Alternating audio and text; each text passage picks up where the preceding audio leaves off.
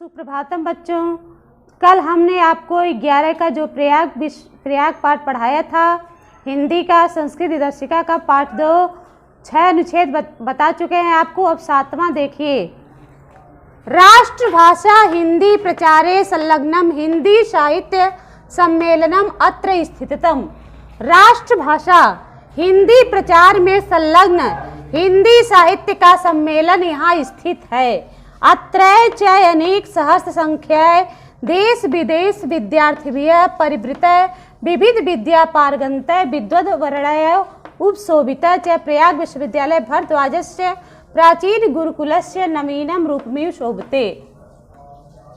यही अनेक हजारों की संख्या में देश विदेश के विद्यार्थियों से घिरा हुआ विविध विद्या में पारंगत विद्वानों से सुशोभित और प्रयाग विश्वविद्यालय भरद्वाज के प्राचीन गुरुकुल के नवीन रूप के समान सुशोभित है। स्वतंत्रे अस्मिन् भारते प्रत्येकं नागरिकाणां न्याय प्राप्तेरधिकारा घोषणाभिः कुर्वन् उच्च न्यायालय अस्य नगरस्य प्रतिष्ठां वर्धयति। इस स्वतंत्र भारत का प्रत्येक नागरिक के न्याय प्राप्ति के अधिकार की घोषणा करता हुआ उच्च न्यायालय इस नगर की प्रतिष्ठा को बढ़ा रहा है।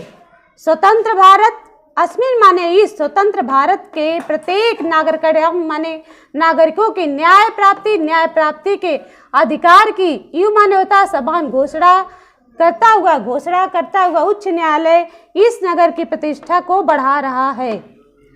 8वां अनुच्छेद देखिए।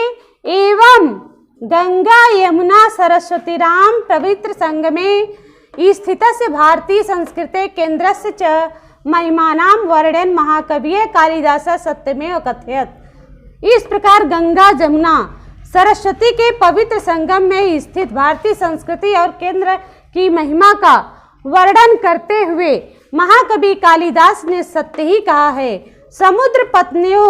समुद्र की पत्नी यानी गंगा और यमुना जल सन्निपाते, गंगा और यमुना के जल में स्नान करके पवित्र आत्मा वालों की पूतात्मना मत्र किलाभिषेकात। पवित्र आत्मा वालों की स्नान करने से तत्वाबोधेन बिना भी भूयस, तत्व ज्ञान के बिना भी तनुत्यजाम नास्ति शरीर बंधन, पूरा शरीर बंधन नहीं करना पड़ता, अर्थात मोक्ष की प्राप्ति हो जाती है।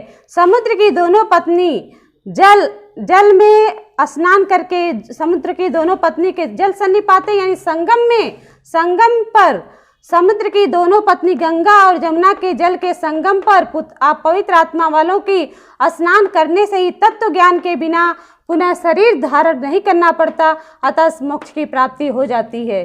तो बच्चों, आज ये पाठ आपका पूरा हो गया। इसे आप अच्छी तरीके से पढ़ लीजिएगा और समझ लीजिएगा। इसका अनुवाद लिख कर देंगे तो उसे आप लिख लीजिएगा। थैंक्स।